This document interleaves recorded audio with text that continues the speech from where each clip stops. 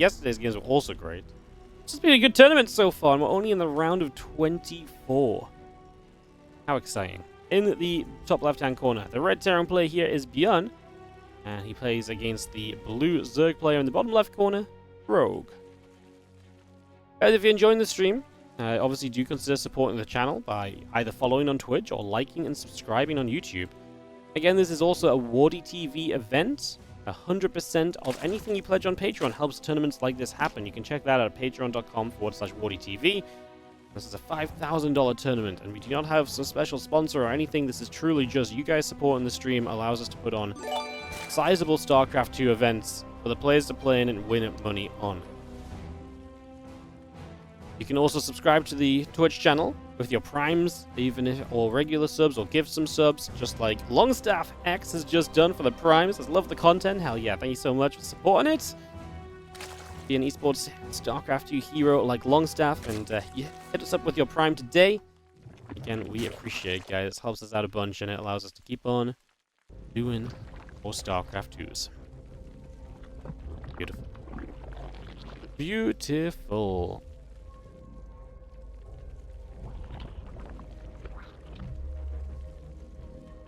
Ashcastle Pool comes up the racks on the way. Get settled in.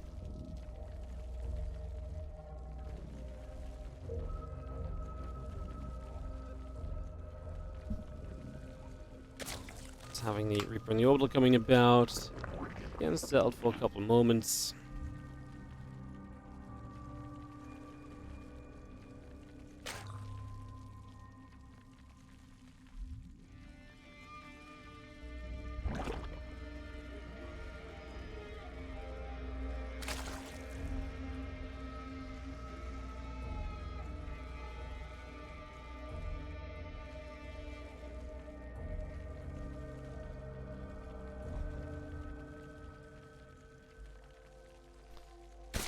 Oh, sorry, just taking a chance to breathe a little bit, guys. Been some fun games. It's heckin' hot in here today as well, so appreciate you guys hanging out with us and enjoying it, and listening to me just yap on about nothing for a few moments as this ByuN Rogue game gets started. It'll be a banger, ByuN Rogue. Actually, really looking forward to seeing what this potentially turns into. So, I do think there's some possible fun involved there.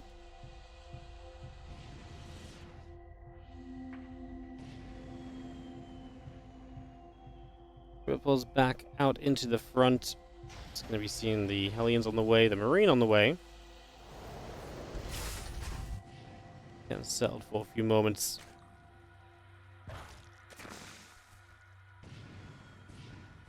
And the link speed just coming about. Drones on the way. Hatch building.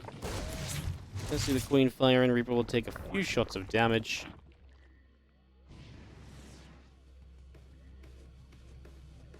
A couple Hellions.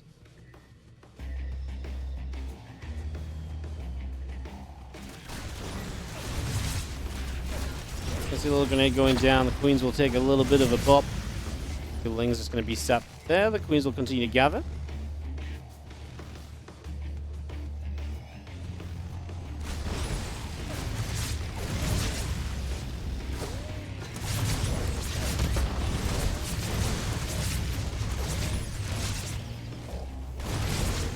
He's going to poke, and again, a couple of Queens will take a little bit of damage. So a few shots going back and forth. Again, the Stim and the Hellions continue to come through. We get the Reactor coming online. Hellions just going to get healed up in the center. Take that healing shrine, and obviously that's the benefit of the map in general, is that you can poke with the Hellions, take some hits, heal up, go again. It's very fun as the Liberator pulls around for a little bit.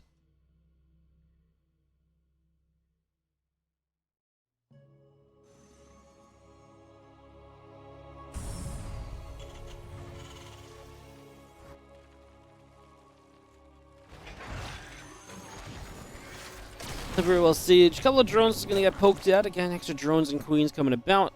You have the Evo chamber coming through. Pack upgrade and Stim pack building as well. The siege tank will also produce on by. Add in that Marine.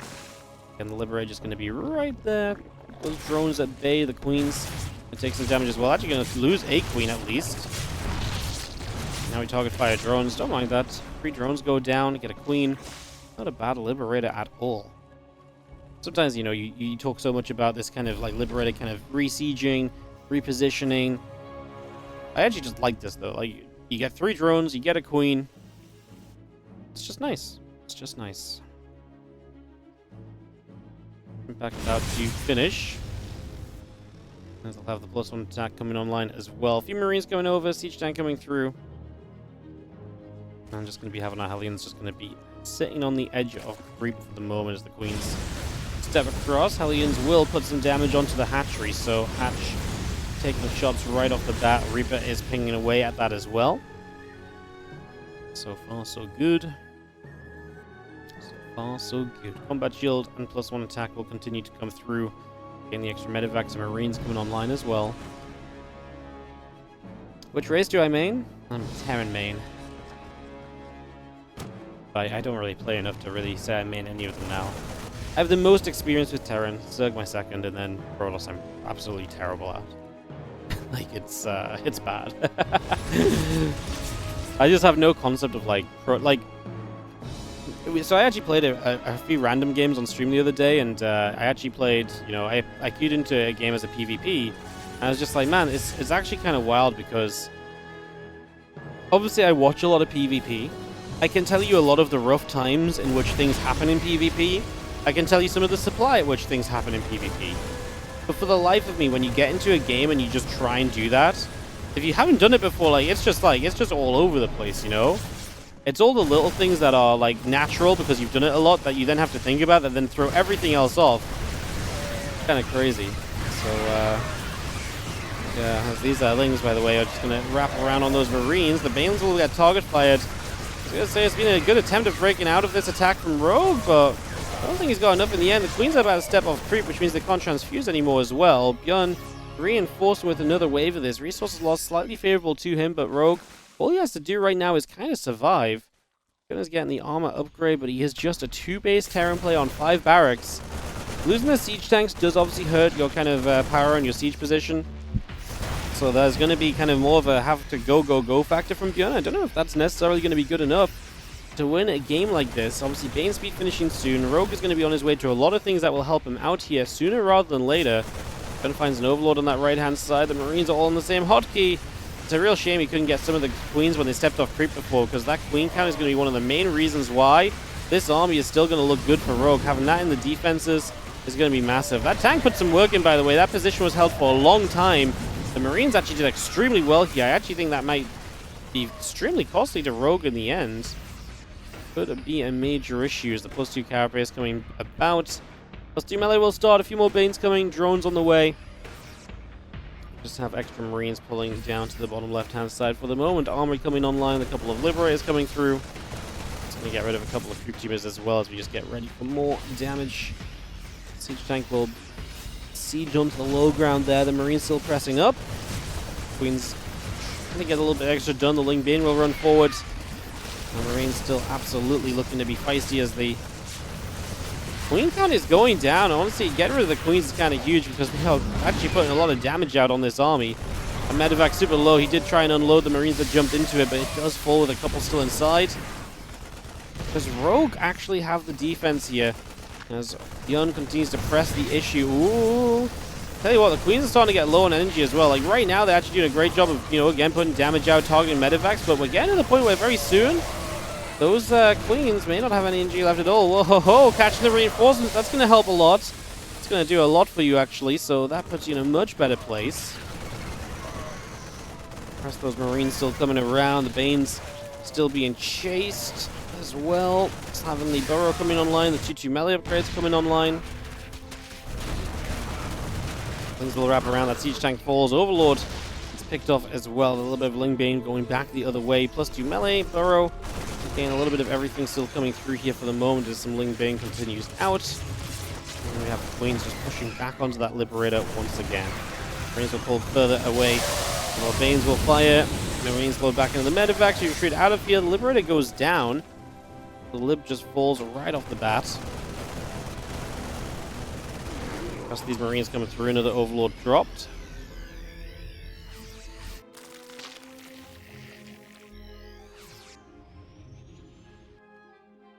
Still a bunch more Lings coming about here. Banes, Queens, the +2 melee finishing. Hydra Den is on its way as well.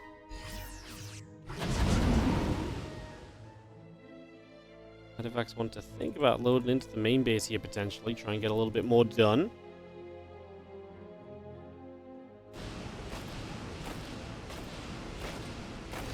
Things will unload. Medivacs popping them out. Again, we settle here for a couple of moments. We just see the 2-2 continuing in. Marine Medivac is on the way. Hostile missiles coming about. Infestation pit coming up.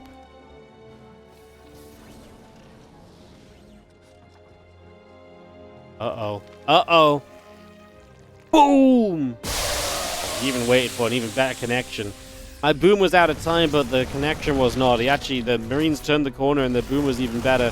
I thought it was going to be. ByuN is struggling. He needs to win this game in the next few moments because the 2 base don't last forever. And I think he's genuinely on his way out already. I think Bane going back around the other side. That is going to allow you to flank into this position, and Rogue is just going to dismantle this setup as Rogue is powering on through, looking beautiful for the moment. I mean, this has been obviously a commitment from ByuN in this first game. Really felt like at points he was doing more than enough to justify it and to get into some good spots, but at the end here, obviously, it's clearly not quite turned into enough. As you see, the Banes continue forward, the Lings running in, and this, at this stage, is just awaiting for the GG. And there it is, GG called. Game wraps up, and that will be Rogue into the 1-0 lead in this best of 3 series. I just don't know who to ask, to be honest. Like, I kind of want to ask a Zerg. I don't know if it would be better to ask a non-Zerg, who in theory would be a stronger competitor than a Zerg. You know, like, I'm like, I don't know whether to add more racial diversity, or I don't know whether to add a, you know what I mean, like an extra little bit of just power. Tasia? Yeah, okay. If Tasia wanted to play, I'd invite Tasia. I'd love to play up Tasia. You can play Zerg? Sure, that sounds good. Yeah, let's get you in. Showtime, please. Inviting Protoss feels so bad, though. We already have so many Protoss. It really goes against my nature to invite Protoss, especially if they didn't play in the qualifiers. Because there's a lot of pros that did play in the qualifiers that didn't make it. I really do try and prioritize qualifying players' invites. And Protoss, unfortunately, are the most dominant race in the in terms of numbers, right? So, yeah. Thank you so much for the 30-month resub. 2215p. Hope you're doing well. Thank you so much for resubscribing. ByuN in the top right side is the red Terran player, and he is 3. Raxing over to the far left of the map against Rogue, the blue Zerg. For game number 2, Rogue leads 1-0, and the Overlord will begin to step forward onto the map as we have a look to see what is going on. Raynor, look, if Raynor wants to play, I would invite him, but I get the feeling Raynor has no real intentions of playing StarCraft 2 events right now. I didn't ask him, to be fair. I just auto-presumed that if Raynor wants to play stuff, he would just message me. You know? Like, there's just a thing where it's like, you know, he doesn't usually like to play and stuff, and if he does want to play, he's pretty good about just telling me that he'll play, you know?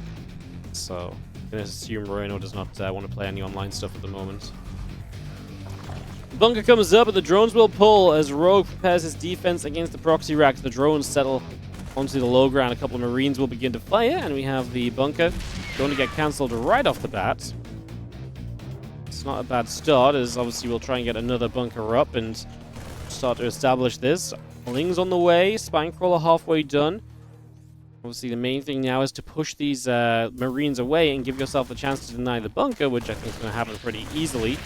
We get a drone there, looking to see if we can maybe get a Zergling. Second SCV goes onto the SCV onto the bunker now, and we're actually going to see the Marines, I was going to say surrounded, but actually the drones kind of missed their surround. They are taking forever to surround these Marines. That's a missed opportunity from Rogue. Horrible fight from him, who, I mean, is going to stop the bunker from coming up, but that was so much lost. Rogue loses 10 workers, 7 Lings. I think this is almost, I mean, ByuN's going to drop a command center, but I was going to say, I actually feel like this could have been like a pull the SCV moment, right? Pull the SCV moment would have been, you know, keep building Marines, pull the boys. He's going to expand though and just take the eco lead that he has from the workers killed. And you can see that Rogue still feels the fear. He's afraid of what's coming up next, so he's starting to build additional lings, not knowing that ByuN is already kind of moving away from this concept. So Rogue is not going to catch up as quickly as he could have done as well. What about Neuro? If I'm going to invite a Zerg, no offense to Neuro, but he would get absolutely demolished in this tournament. It wouldn't even be close. It would be a complete waste of an invite. And that's not to talk down on anyone, that's just the reality.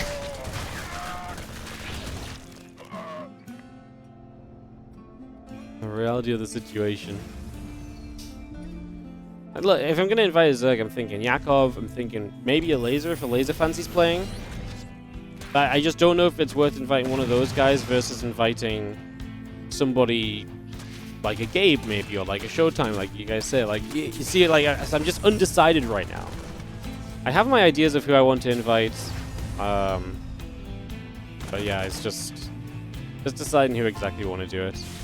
Ling's going to be putting some pressure on. Obviously, it's a little bit weird for the Terran, who does not have a ton of units right now. CC actually going to go to the high ground because there's so many Lings made. So hey, at least those Lings have been useful. However, we're still making Lings. That part I do not love anywhere near as much, unless we're going to throw down like a Baneling nest, and this is going to just be a Bane bus. That I could get behind. Everything else I'm not so sure on, to be honest, right now.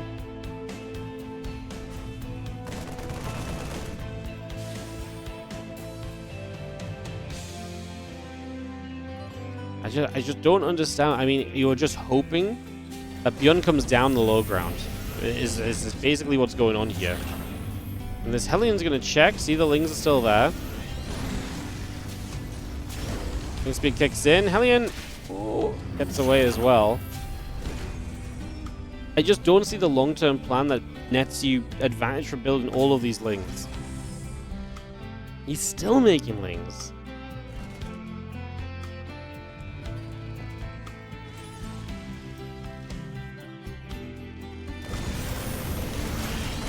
Hellion gets caught, but we still have a wall off. We transferred a few SCVs to the low ground, but even if you kill those, you're still down so heavily. Orbital can obviously just lift off again. And you just keep building Hellions to deal with this, because now ByuN knows how many Lings there are as well. He knows, okay, I just need to have a serious amount of Hellions before I move out.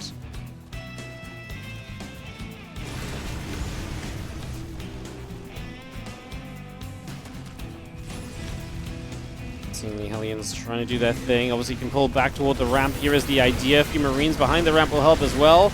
We'll lose a couple of Hellions again, so ByuN is still going to be taking some losses. Opens the door so the Hellions have space to kite back in. He loses more SCVs.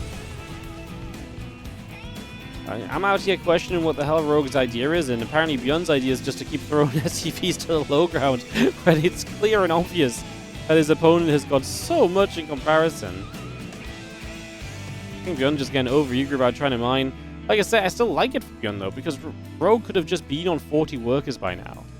He lost like 52 Lings. How many Lings did he just lose now? Let's say he lost 30 of them now. I think that's even an underestimate. That's 15 drones that instead of killing off like 3 or 4 Hellions and 8 SCVs, you could add like plus 15 drones. Like I said, I think that's being on the polite side of things. So I actually think there really should have been just so much better. Like I don't see. Okay, I think this went fairly well for Rogue based on what happened. But what I don't understand is what Rogue sees in building these Lings that gets him so far ahead that it's worth building them instead of just droning. You know, I don't say like this seemed okay. It wasn't the best case scenario, but I don't know what like best case is for Rogue. Like, what does he think could have happened here that would have put him significantly further ahead than he is now? Because right now he's in trouble. And don't get me wrong, he was obviously in trouble from the start anyway. I just don't believe in this form of recovery, I suppose. On upgrades, combat shield. Both of those building in for the moment.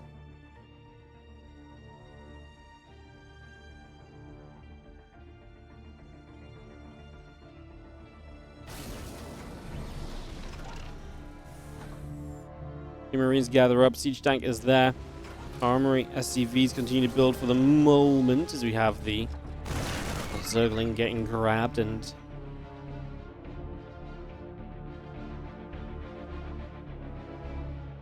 see the army moving across. This is where ByuN, I mean, he's got 46 to 29 army supply. And he's going to be playing against pure Ling Queen. And the Queen count isn't even super high as well because of the way the game opened too. So the only saving grace you really have right now as Rogue is maybe that Spine Crawler tanks a bit for you. No! No, your saving grace is unburrowed! Not exactly ideal, as ByuN obviously has way too much yet, and that's going to be a GG. Yeah, I just don't understand what the idea of that many Lings was from Rogue. I just don't think they paid for themselves, and even then I thought ByuN was at 2 game number 3. Deciding map here between ByuN and Rogue could be an important one. This one could actually really determine who wins out this group, right? They both beat Lemon, they both beat Percival. Obviously, the games versus art are coming up next. But yeah, this really could be a big deciding map.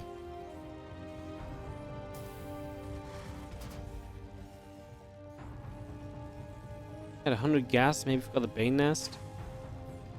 I would have liked it more if he threw the Bane Nest down, if nothing else. I actually think a Bane Bust there actually could have had some potential. All 3 units on the high, or all 3 structures on the high ground are depots. You can bust those down, supply block, run Lings in.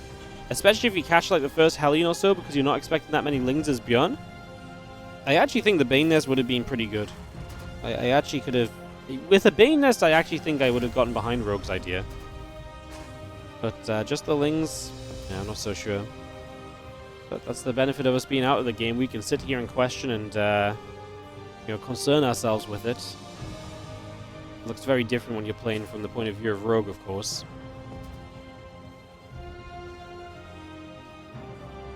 Aggressive series from ByuN. 2 base all in. Reacts proxy. Maybe he's just like, I do not want to play against those mutas. He watched Percival play against Mel. He's like, nope, I don't want to play versus mutas today. We will not be entering the macro game.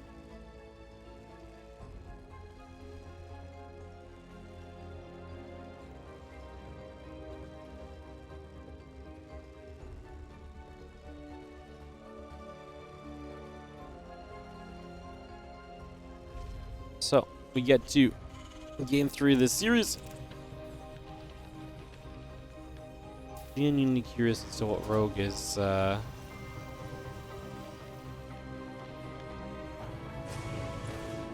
planning to do.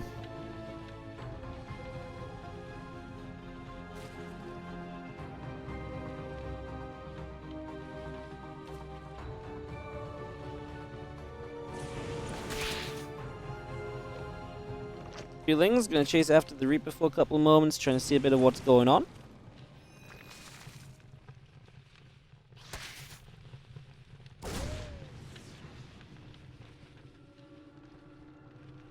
Looking for that little bit of early game opportunity.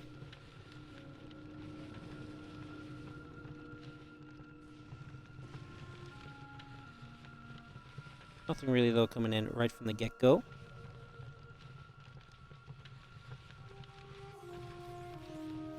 Have our reactor building up on the barracks, going to give way to the factory for some Hellions in the fairly near future, and that is our pretty much just our go-to point for the moment. Nothing really surprising about that just yet.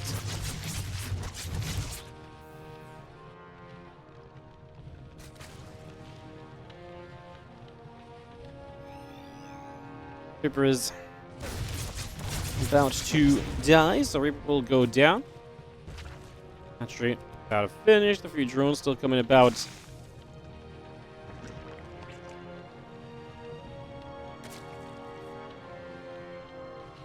Queen's building, drones on the way. Add a couple crew tumors in there as well. So far, so good.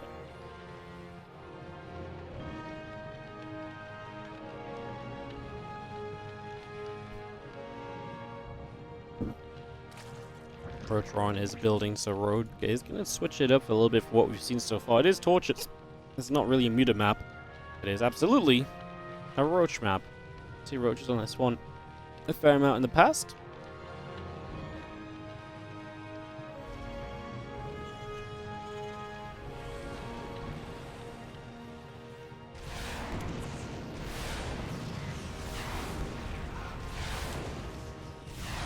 I'm going to shoot him. We're taking some damage. Overlord will go down, so that will drop. It's going to be seeing the lair, the drones, the Overlord's building, the extractors coming through as well. We had the stim pack on, we had the barracks on. Just see the couple of queens will be there to push the Hellions back the other way for a few moments.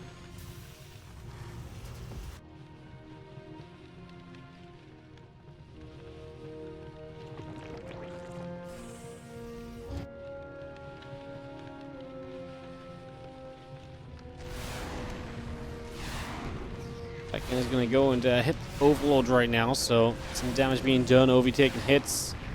Two shots coming through as the Overlord will drop. Rogue supply blocked as the Hellions try and move up in toward the natural.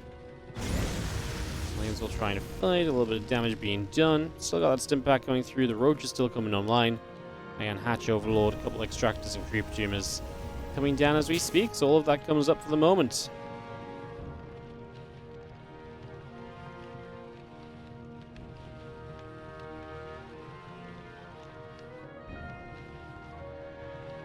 Viking gets over to the right side. Against him, about to finish. 1-1 upgrades coming through. Add that Roach speed in as well. A few more Roaches in production currently. And the Orbital Command is going to go to the third base. So, ByuN just expanding out. Rogue is about to hit the 3-base economy, which is typically where you see what he wants to do next, but it's only one Evo chamber, so if it's not 1-1 upgraded Roaches, you're probably not going to be super aggressive on Roaches. This is probably going to try and switch into Ling speed and some Lings to accompany the Roaches on the follow-up more so, because Carapace is obviously going to benefit both those sets of units. If you're just going to build Roaches, I mean, very rarely you just wouldn't go 1-1. He's about to finish the second Evo chamber, so maybe he does just go +1 missiles now. It still doesn't feel very timing focused. He's also going past the 3-base saturation. And there we go. It is melee upgrades. Like I say, just the whole thing was not really lining up to be anything kind of super Roach focused or only Roach focused. Melee upgrade, Ling speed, now the Infestation Pit, and we start to see the next step of this from Rogue, which seems to be Lings, and then maybe even very fast Ultras on the follow-up as well. Could be the idea that we're heading toward at the moment, so...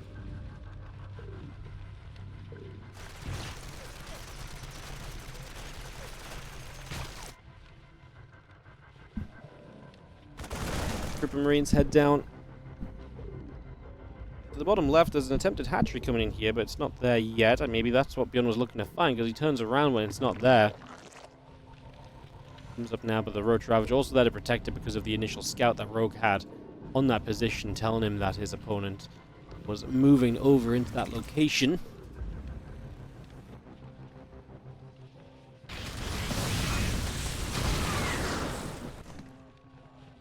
More upgrades continuing about. It's going to be seeing a couple of infests coming in on the side of Rogue as well. 16 more Lings coming up. Drones on the way. Hive building. Bay Nest building. Seeing the few Marines unloading back on the other side of the gold mineral line for the moment as well. Just bringing that straight back up and into play.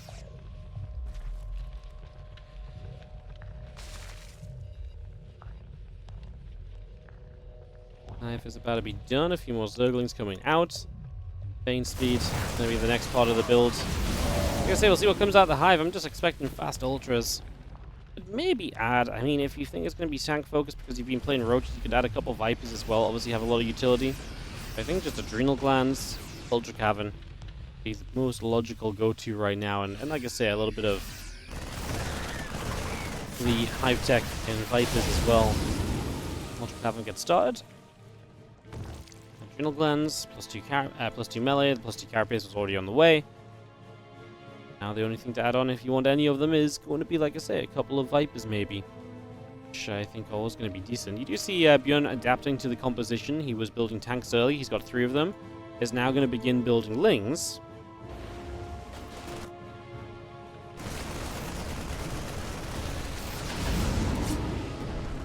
Roach Ravager stepping through, just going to be having the bio. Chasing around the Lings on the other side there. As we run up to the top, that's not a good run by. They just get completely trapped. Had to run back through another army to try and get out of there.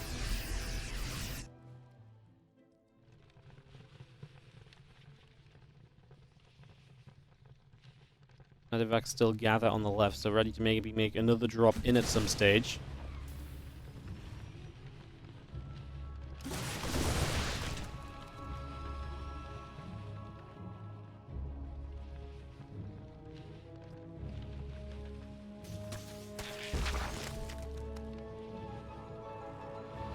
SCV's coming about. We got the Ultra Cavern getting that chitinous plane going. We're very close to getting to everything that Rogue has kind of been building up toward. Nice fungal growth, going to guarantee that those units go down. It's really not a bad time for ByuN to be pushing because, like I say, Rogue's army's about to get better, but it's not there yet. Right now, it's just kind of Ling Bane and doesn't even have adrenal glands. Well, now he has adrenal glands just as this fight's breaking out. But I don't think any Lings even got a chance to fight there. ByuN with the split.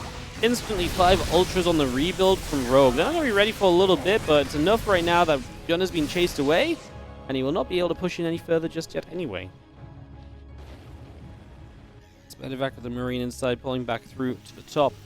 Planetary Fortress there has the mules dropping down on it. ByuN just looking to get Remax. Obviously, Rogue insta-rebuilt into the Remax just previously. +2 melee, +3 carapace starting as well. And like I say, the just more upgrades for the Ultras at the moment. We're going to start a Spire. We'll see what that comes into later. Obviously, Corruptors can be very useful. Maybe a Broodlord switch. That was going to be good if the Liberator count grows at all.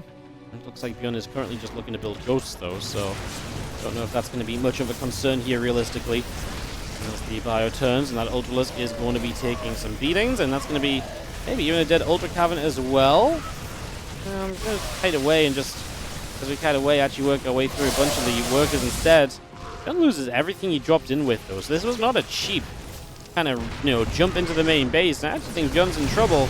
As you can see right now, 153 is applied to the 190, so it's not exactly looking great at the moment. Fungal Growth catches those Medevacs, the other Medevacs coming back across here.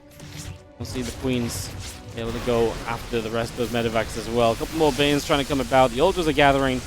It does really seem as though this is ByuN, who just lost a little bit too much. First trying to push and then just trying to drop, and he's just not had enough kept alive to actually deal with the proper shove that finally comes through from Rogue. Played defense for a little bit there initially. And here we are now, powering in. Fungal Growth good on the Medevacs as well. Gonna drop onto a whole bunch of those. Nicely handled. I think this is really not looking good for ByuN boy, who is, looking as though he's going to be down 1 and 2. And Rogue looking to sweep this group so far. Obviously still has Art left to play. But very good start for Rogue. A strong performance from his Zerg when we needed it most. Love it.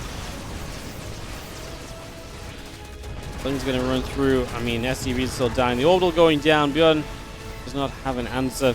Been a bit of a rough day for ByuN. He had a real struggle against Percival to start the day off.